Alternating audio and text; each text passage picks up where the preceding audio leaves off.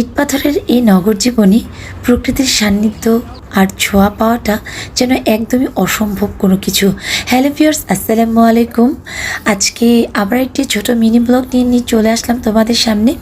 আর আজকে তোমাদের শেয়ার করব যে এই নগর জীবনের ইট পাথরের মাঝখানেও যে প্রকৃতি এত সুন্দর করে তার পসরা নিয়ে বসে আছে আমাদের এই নগরী।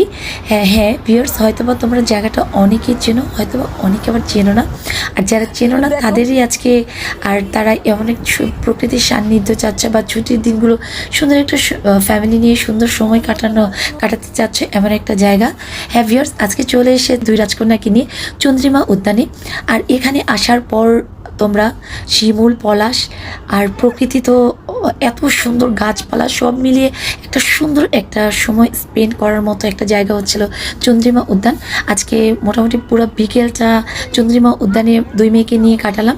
আর এখানে এত সুন্দর গাছ, ফুল, পাখি সব কিছু দেখে আমার দুই মেয়ে তো একদমই অনেক খুশি হয়ে গেছে। আসলে আমি ভাবতেই পারিনি যে এখানে আসলে তারা এত খুশি হবে। ওরা এসে এত গাছ, এত ফুল দেখে খুবই আনন্দ করেছে। আর আমিও কিন্তু ওদের সঙ্গে সঙ্গে একদম প্রকৃতিতে হারিয়ে গিয়েছিলাম। তোমরা যদি এরকম একটা সুন্দর একটা সময় বা প্রকৃতির মধ্যে কাটাতে চাও তাহলে চলে আসতে পারো চন্দ্রিমা উদ্যানে।